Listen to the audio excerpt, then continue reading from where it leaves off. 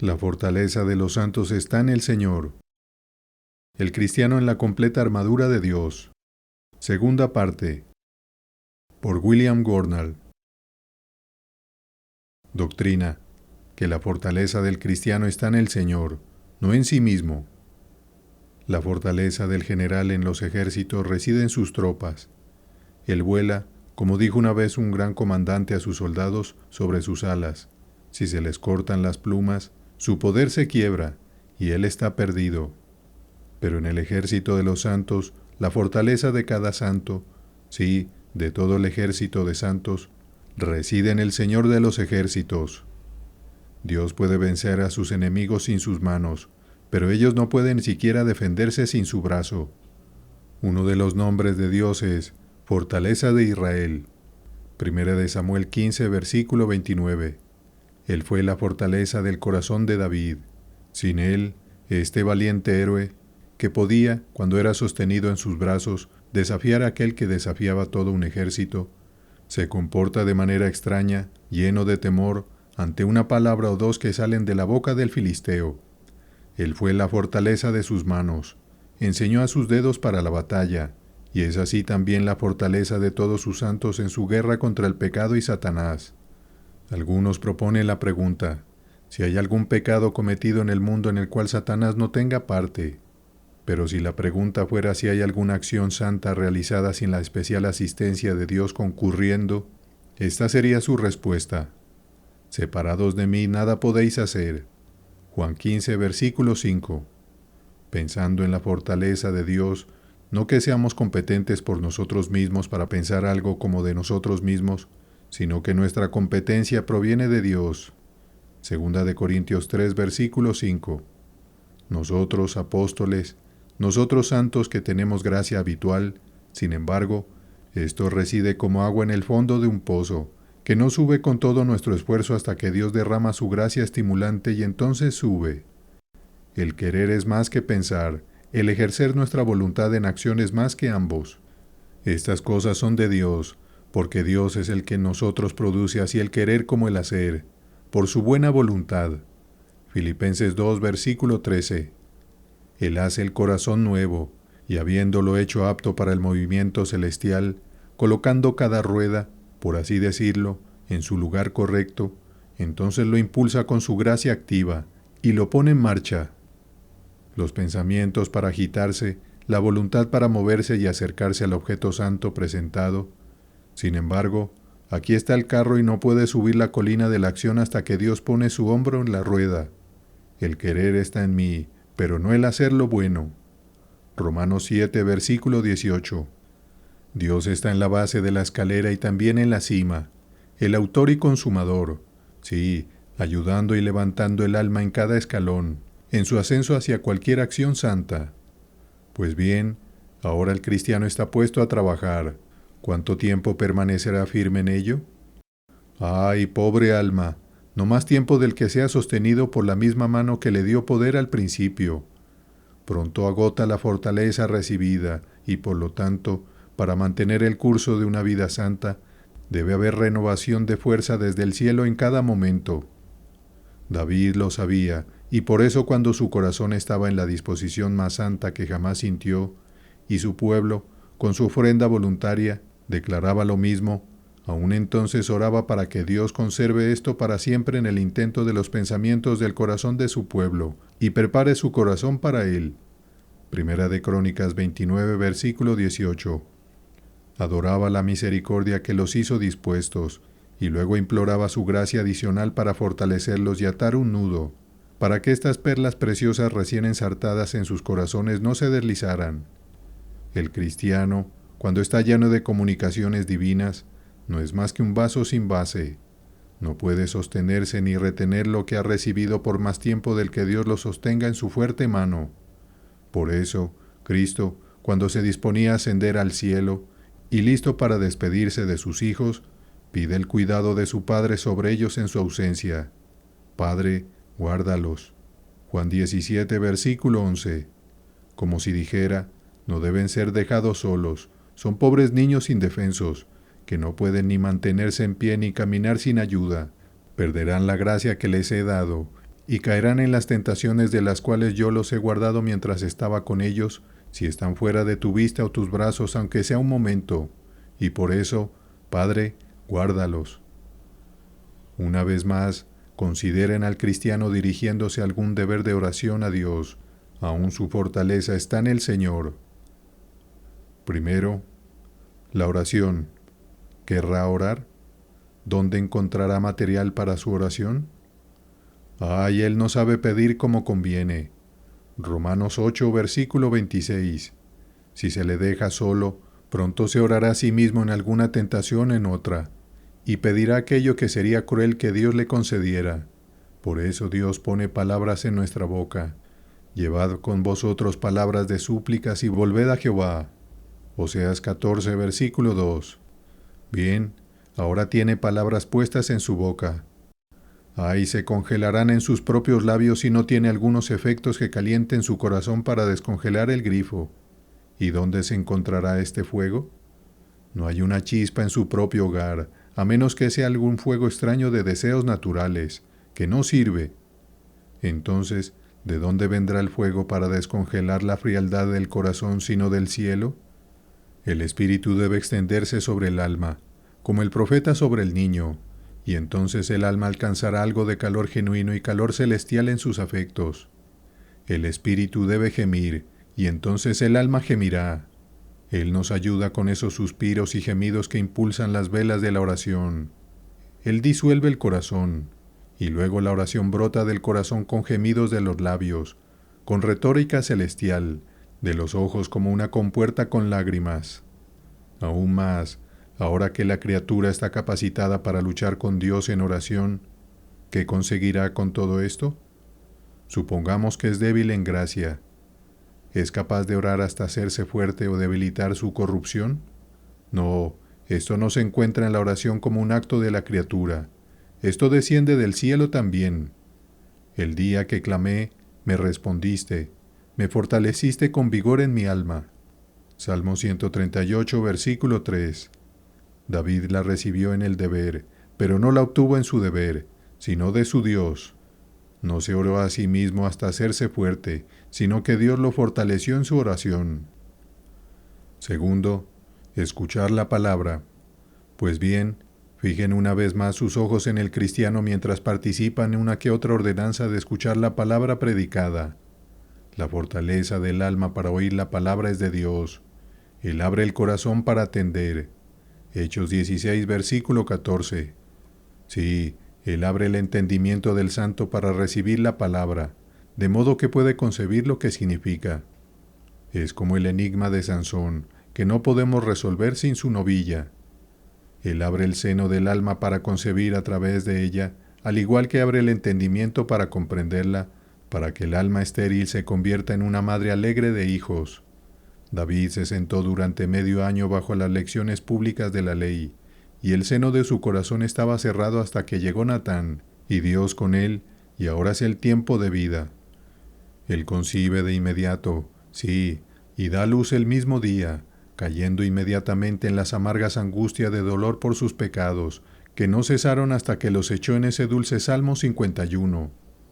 ¿Por qué habría de trabajar más esta palabra que todas las anteriores, sino porque ahora Dios intervino con su palabra, lo cual no habría hecho antes? Por eso se dice que enseña para provecho a su pueblo. Isaías 48, versículo 17. Él se sienta en el cielo enseñando a los corazones. Cuando el Espíritu de Dios, que es el Maestro principal, llama a un alma de su asistente a sí mismo y dice, «Alma, no has ido por el camino de recibir al oír la palabra. Así y así concibe esta verdad, aprovecha esta promesa». Inmediatamente se abren los ojos de su entendimiento, y su corazón arde en él mientras le habla.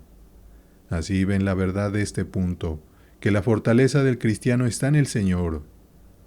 Ahora daremos algunas razones. Primera razón. La primera razón puede tomarse de la naturaleza de los santos y de su gracia. Ambos son criaturas, ellos y su gracia también. Ahora, es de la propia naturaleza de la criatura depender de Dios su Hacedor, tanto para hacer como para su obrar. Pueden concebir un accidente fuera de su sujeto, como la blancura fuera de la pared o de algún otro sujeto? Es imposible que la criatura sea o actúe sin la fuerza de Dios. Este ser y actuar por sí mismo es una propiedad tan incomunicable de la deidad que él no puede impartírsela a su criatura. Dios es y no hay nadie fuera de él. Cuando Dios creó al mundo, se dice que terminó su obra, es decir, la de la creación. No hizo nuevas especies y tipos de criaturas, pero hasta el día de hoy no ha terminado su obra de providencia. Mi Padre hasta ahora trabaja, dice Cristo. Juan 5, versículo 17. Es decir, preservando y capacitando lo que Él ha hecho con la fuerza para hacer y actuar, por lo cual se dice que sostiene nuestras almas en vida. Las obras de arte que hace el hombre, una vez terminadas, pueden permanecer algún tiempo sin la ayuda del artesano, como una casa cuando el carpintero que la hizo está muerto. Pero las obras de Dios, tanto de naturaleza como de gracia, nunca están fuera de su mano, y por eso, así como se dice que el Padre trabaja hasta ahora para la preservación de las obras de la naturaleza, también el Hijo, a quien se le ha encomendado la obra de la redención, nos dice que también trabaja. Tampoco terminó su obra cuando resucitó, de otra manera que su Padre al crear. Dios hizo un fin al crear, así Cristo hizo un fin de adquirir misericordia, gracia y gloria para los creyentes, muriendo una sola vez. Y así como Dios reposó al final de la creación, así Él, cuando hubo efectuado la redención eterna, y habiendo efectuado la purificación de nuestros pecados por sí mismo, se sentó a la diestra de la majestad en las alturas. Hebreos 1, versículo 3. Pero no cesa de obrar por su intercesión ante Dios por nosotros, y por su Espíritu en nosotros para Dios, por medio del cual sostiene a sus santos, sus gracias y consuela su vida, sin lo cual irían a la ruina. Así vemos que, siendo la gracia una criatura, el cristiano depende de Dios para su fortaleza. Pero aún más. Segunda razón. La gracia del cristiano no solo es una criatura, sino una criatura débil, que enfrenta enemigos más fuertes que ella, y por lo tanto no pueden sostenerse en el campo sin la fuerza auxiliar del cielo. El más débil es derribado si no recibe socorro. La gracia en esta vida es débil, como un rey en la cuna, lo que da ventaja a Satanás para llevar a cabo sus maquinaciones con más fuerza y perturbar el reinado de este joven rey en el alma. Sí, él terminaría pronto la guerra con la ruina de la gracia del creyente si el cielo no tomara al cristiano bajo su protección. Es verdad que la gracia, donde quiera que esté, tiene en sí misma un principio que le hace desear y procurar preservarse según su fuerza, pero siendo sobrepasada, debe perecer a menos que sea asistida por Dios, como el fuego en leña verde, que apaga y apacigua la parte encendida, se apagará con el tiempo a menos que se avive o se agregue más fuego. Así será la gracia en el corazón. Dios lleva su gracia al corazón por medio de la conquista. Ahora, como en una ciudad conquistada, aunque algunos se rindan y se vuelvan verdaderos súbditos del conquistador, otros traman cómo sacudir este yugo, y por lo tanto se requiere el mismo poder para mantenerla como para ganarla al principio. El cristiano tiene una parte no regenerada que está descontenta con este nuevo cambio en el corazón, y desprecia tanto como los sodomitas que Lot los juzgara. ¿Qué? ¿Este extraño nos controlará? Y Satanás encabeza esta turba amotinada contra el cristianismo, de modo que si Dios nos reforzara continuamente esta colonia recién plantada en el corazón, los mismos nativos, es decir, las corrupciones que quedan, saldrían de sus madrigueras y agujeros donde se esconden, y devorarían la poca gracia que tiene el más santo en la tierra. Sería como pan para estos devoradores. Tercera razón. Una tercera demostración puede tomarse del gran propósito que Dios propone en la salvación de los santos. Sí, en su transacción de principio a fin. Y este propósito es doble. Primero, Dios desea llevar a sus santos al cielo de una manera que exprese su amor y misericordia hacia ellos. Segundo, Él desea expresar su misericordia y amor hacia ellos de una forma que vuelva a Él en la más alta exaltación de su propia gloria posible. Ahora bien, cuán adecuado es para ambos propósitos que los santos reciban toda su habilidad para cada paso que den en el camino al cielo, pronto se verá. Dios quiere llevar a sus santos al cielo de una manera que exprese su amor y misericordia hacia ellos. Este modo de comunicar fortaleza a los santos da un doble acento al amor y misericordia de Dios. Primero, destila una dulzura en todo lo que el creyente tiene o hace cuando encuentra algún consuelo en su seno, alguna amplitud de corazón en el deber, algún apoyo bajo las tentaciones, al considerar de dónde vinieron todas estas, qué amigo se las envió. No vinieron de mi propio depósito de alguna criatura. Oh, es mi Dios quien ha estado aquí y ha dejado su dulce perfume de consuelo en mi pecho.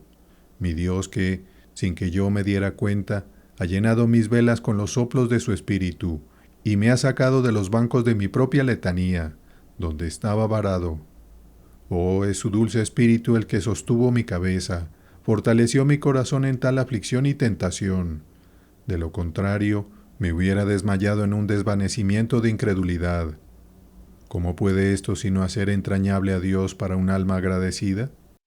Su socorro, viniendo tan directamente del cielo, se perdería si el cristiano tuviera alguna fuerza para ayudarse a sí mismo, aunque este depósito de fuerza viniera en principio de Dios, cual, piensan, expresa más amor y condescendencia que un príncipe otorgue una pensión a un favorito, con la cual pueda vivir con su propio cuidado, o este príncipe asuma el cuidado principal de sí mismo, y venga día a día a la casa de este hombre, mire en su despensa, vea qué provisión tiene, cuáles son sus gastos, y así provea constantemente para el hombre de tiempo en tiempo? Posiblemente algún espíritu orgulloso que desea ser su propio señor, o que ama más sus bienes que a su príncipe, preferiría lo primero, pero uno que tiene una ambición de ganar el corazón y amor de su príncipe se sentiría extasiado con lo segundo. Así hace Dios con sus santos. El gran Dios viene y mira en su despensa, ve cómo están provistos y envía lo que necesitan según lo que encuentra. Su Padre Celestial sabe que tienen necesidad de todas estas cosas, y las recibirán. Él sabe que necesitan fuerza para orar, oír y sufrir por Él, y en la misma hora les será dada. Segundo, este modo de proceder de Dios con sus santos añade plenitud y estabilidad a su fortaleza. Si el recurso estuviera en nuestras manos, pronto nos convertiríamos en mercaderes quebrantados. Dios sabe que somos como vasijas con grietas. Cuando estamos más llenos, no podríamos retenerlo por mucho tiempo. Por lo tanto, para asegurarlo todo, nos coloca bajo el flujo continuo de su fortaleza, y una vasija con grietas bajo una fuente recupera lo que pierde. Así, tenemos nuestra fuga suplida de manera continua. Esta fue la provisión que Dios hizo para Israel en el desierto. Él partió la roca, y la roca lo siguió. No solo bebieron en ese momento, sino que corría un flujo constante tras ellos, de manera que ya no se oyen más quejas por agua. Esta roca era Cristo.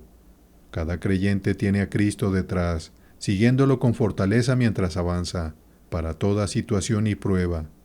Una flor con su raíz vale más que muchas en un ramo, que, aunque dulce, no crece, sino que se marchita conforme lo llevamos en el pecho. La fortaleza de Dios, como la raíz, mantiene viva nuestra gracia, sin la cual, aunque tan radiante como la de Adán, moriría.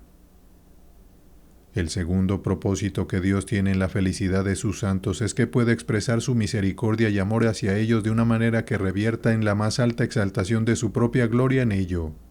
Efesios 1, versículos 4 y 12, lo cual se alcanza plenamente de esta manera, al capacitar a los santos con una fortaleza que no es propia, sino de Dios, quien les envía mientras necesiten de Él. Si Dios hubiera dado a sus santos una provisión de gracia para que comenzaran y los dejaran a su propia administración, ciertamente habría sido magnificado, porque era más de lo que Dios debía a la criatura, pero no habría sido glorificado como lo es ahora, cuando no solo la primera fortaleza del cristiano para acercarse a Cristo proviene de Dios, sino que sigue debiéndole a Dios el ejercicio de esa fortaleza en cada acción de su vida cristiana. Como un niño que viaja en compañía de su padre, todo está pagado, pero su padre lleva la bolsa, no él mismo. Así, las necesidades del cristiano son satisfechas en toda condición. Pero él no puede decir esto lo hice yo, o aquello lo sufrí, sino que Dios obró todo en mí y para mí. Aquí queda cortada toda cumbre de orgullo.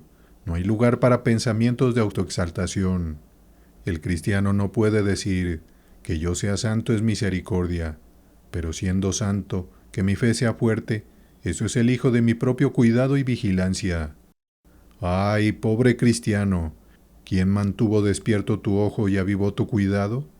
¿No fue esta descendencia de Dios tanto como tu fe en el principio? Ningún santo dirá del cielo cuando llegue allí, este es el cielo que yo he construido por el poder de mi fuerza. No, Jerusalén la de arriba es una ciudad cuyo arquitecto y constructor es Dios. Cada gracia, sí, cada grado de gracia, es una piedra en ese edificio, cuya piedra angular está puesta en gloria, donde los santos verán más claramente cómo Dios no solo fue fundador para comenzar, sino también benefactor para terminarlo. La gloria de la obra no será dividida en partes, unas para Dios y otras para la criatura, sino que será enteramente pagada a Dios, y Él reconocido como todo en todos. Aplicación o uso. Primer uso. ¿Está la fortaleza del cristiano en el Señor y no en sí mismo? Entonces, seguramente la persona sin Cristo debe ser una criatura pobre e impotente, carente de toda fuerza y capacidad para hacer algo por su propia salvación. Si el barco ya está botado, equipado y con sus velas desplegadas, no puede moverse hasta que el viento sea favorable y la llene, mucho menos podrá la madera que yace en el patio del carpintero labrarse y transformarse a sí misma en un barco. Si el árbol vivo no puede crecer sin que la raíz le comunique su savia, mucho menos podrá un poste podrido y seco en un seto vivir por sí mismo. En una palabra, si un cristiano que tiene vida espiritual de gracia no puede ejercer esa vida sin fortaleza de lo alto, entonces seguramente alguien sin esta nueva vida, muerto en pecados y delitos, nunca podrá engendrarla en sí mismo, ni participar en su producción. El estado de no regeneración es un estado de impotencia, porque Cristo, aun cuando éramos débiles, a su tiempo murió por los impíos. Romanos 5, versículo 6. Y así como Cristo encontró a la humanidad sepultada bajo las ruinas de su caída, tan incapaz de levantarse del peso de la ira de Dios que yacía sobre ellos, como lo estaría uno de los enterrados bajo los escombros de una casa derrumbada para liberarse de ese peso sin ayuda, de igual manera el Espíritu encuentra a los pecadores en una condición igual de desvalida, incapaces de arrepentirse o creer en Dios para salvación, como lo eran en sí mismos para procurársela.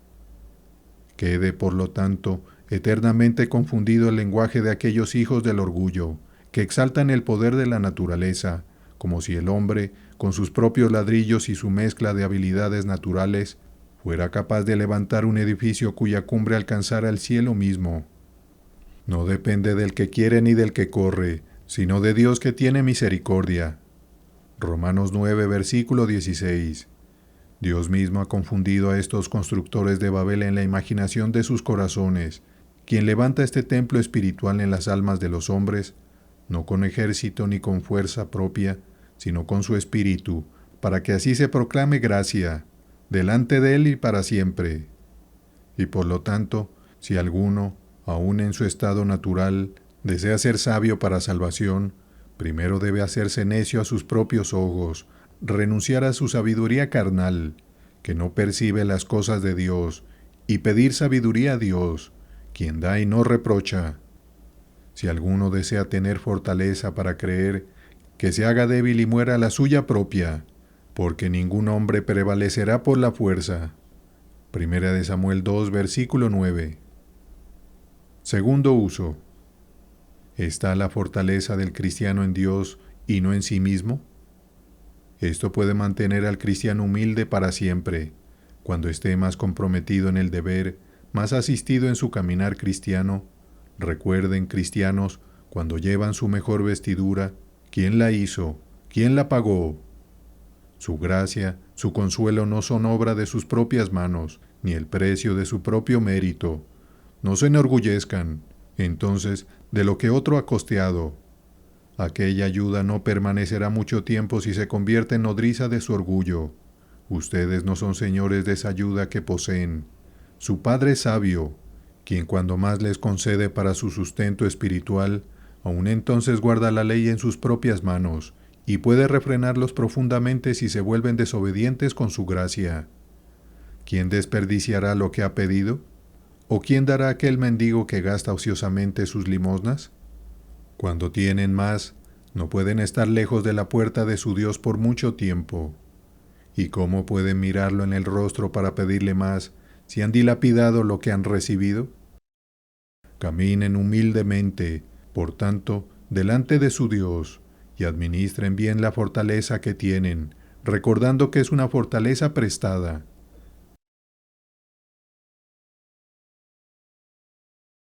La fortaleza de los santos está en el Señor. El cristiano en la completa armadura de Dios. Segunda parte. Por William Gurnall.